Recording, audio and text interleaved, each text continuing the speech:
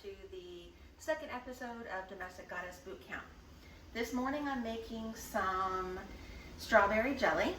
It is one of the favorites around here. When you're canning anything, cleanliness is so important. The jars have to be washed and sterilized beforehand, and all the utensils that you use should be as clean as possible.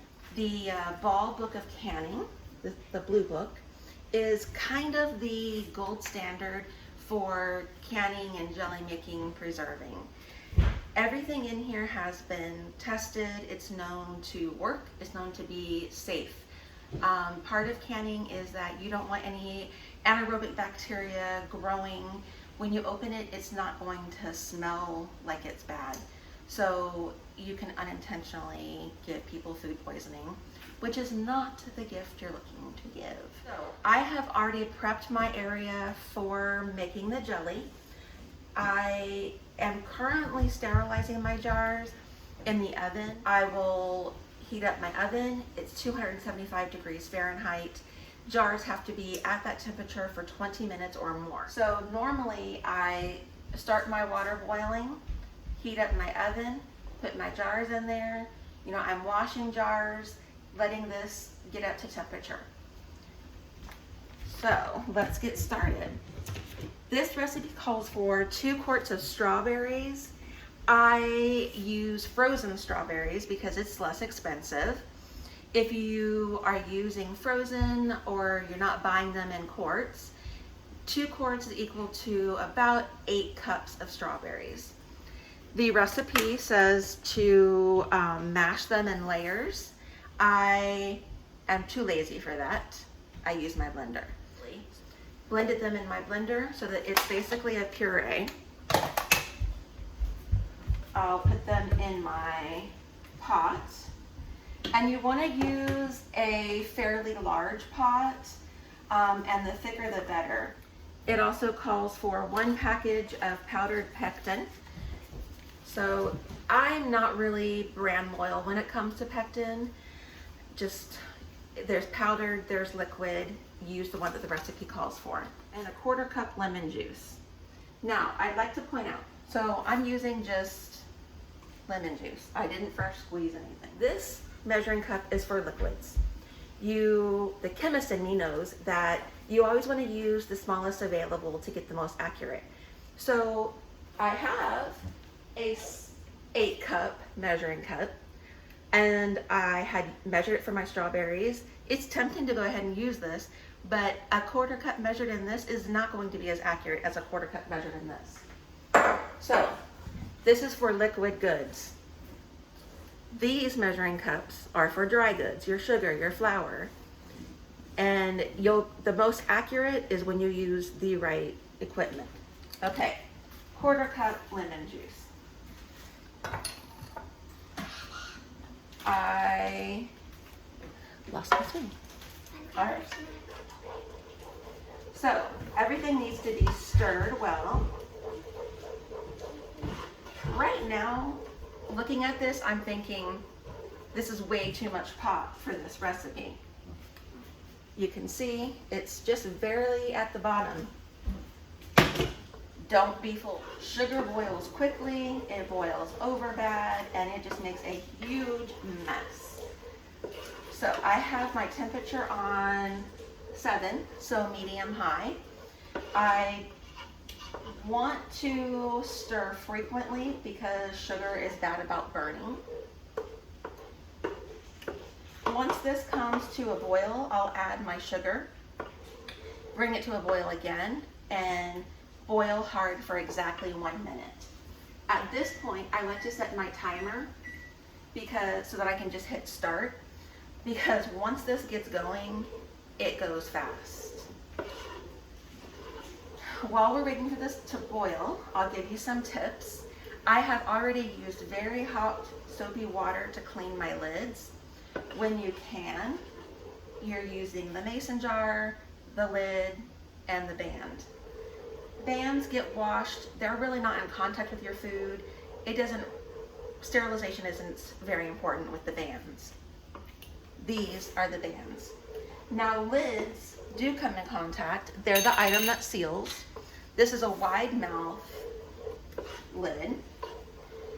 We used to boil them to sterilize them and also to prep the rubber seal.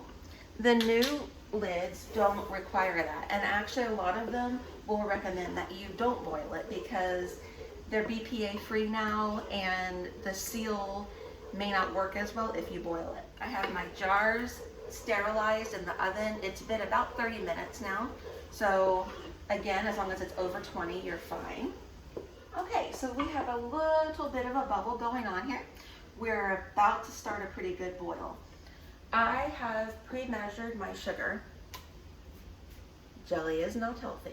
7 cups of sugar. I'm going to slowly pour my 7 cups into this pan.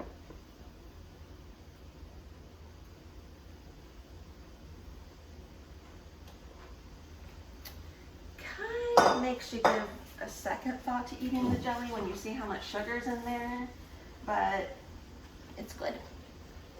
All right, so we are already heading back to a boil. This is where things get dicey because the boil happens quick and it's hard. I do have a product that I really like, whether I'm boiling noodles or potatoes, but especially when I'm boiling jelly, because you might think you can control it for a minute, but it gets out of hand really fast and it does make a really big mess. This one is a Pampered Chef product. It's the no boil over. It comes in 2 different sizes. This is the large. Once I have all my sugar dissolved, I'm gonna put this on top. It does a fantastic job of keeping the keeping the jam from boiling over. All right, I'm about to start a hard boil. I've stirred, the sugar is well dissolved. I'm gonna put my protector on my pan and wait for it to get to a hard boil. I'll push start, let it boil hard for 1 minute. Okay, our minute is up. We're going to very carefully move this off the heat onto a metal trivet. We can turn off that burner. I like to give it a second to kind of calm down because boiling sugar hurts. So I'm gonna take off my little cover.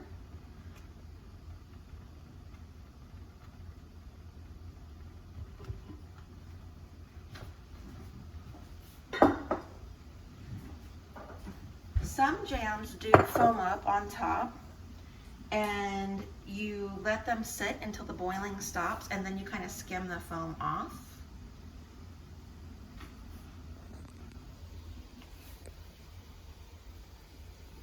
There's how it looks right now. It has foam on top. All right, I have the camera lowered down. I know my head is cut out. I'm very sorry. I figure you'd probably rather see this gorgeous jelly than my face.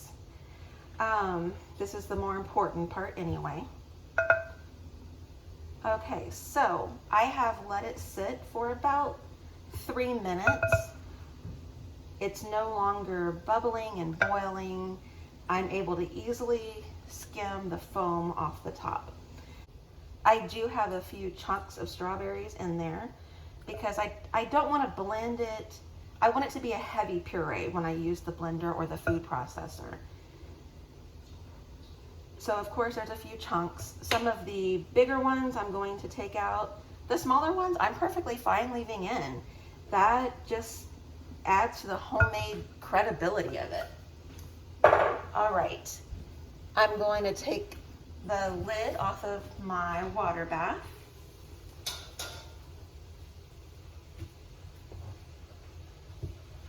And start taking a couple of jars out.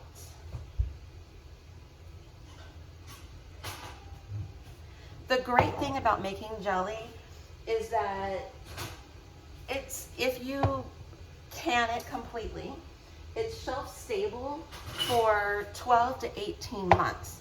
So this is May. I can be making these as Christmas gifts so that I'm not scrambling and making jelly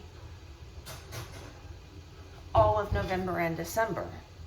I also have wonderful, delicious homemade gifts available for a birthday that sneaks up on me. I can make a cute little basket. This is a funnel for mason jars, basically. It's available in the canning section of the grocery store or Walmart. Not necessary, but it definitely makes life easier because you want to keep the rim very clean. You don't want it to get sticky. A lot of people will use a wet cloth and kind of clean the rim before they put their lids on. I don't really like doing that because it just screams germs to me. So I like to use a ladle in my canning jar funnel. You fill it to the bottom of the rim. So basically where you start to see the lines on the jar, you fill it to the bottom there. If you don't want to bother with the water bath, this could be your final step. Just know that your jars need to stay in the refrigerator. They're not going to be stable on the shelf. I'm down to the bottom of my pot, so I can now just pour and not really use the ladle. And I'm just a smidgen shy of having another full jar. That's okay, that'll be my jar. So these are the lids that I washed really well earlier and had ready to go.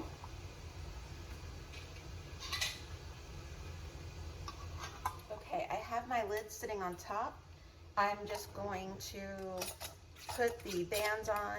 You don't push them down real hard, it's just finger tight, and then carefully place into the water bath.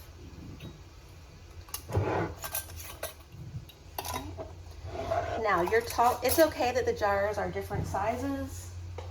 You just want to make sure that your water bath completely covers plus an inch or two the tallest jar you have. Okay, I'm gonna have to rearrange these a little bit. So this is another canning tool. It's a jar gripper. All right, I'm gonna lower my jars into the water bath. And the ball book tells me they need to process in the water bath for 10 minutes.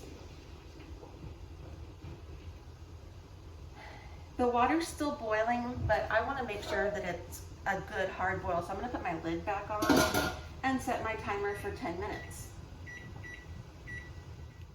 Okay, 10 minutes has passed.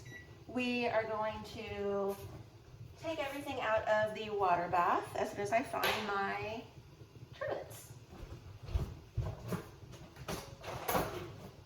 Sorry, they were hiding. Okay. There's a handy little rack inside of the water bath that you can just lift up to take your jars out. I always kind of tip it to the side to pour the water off the top. I'm going to place them, I have a heat resistant cutting board that I like to use. You can also lay down a towel that's folded so that you've got about 3 layers, but you do want to protect your countertop.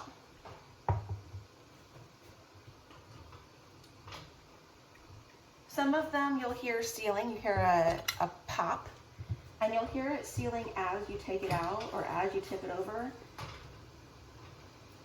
Do not mess with your jars for at least 24 hours.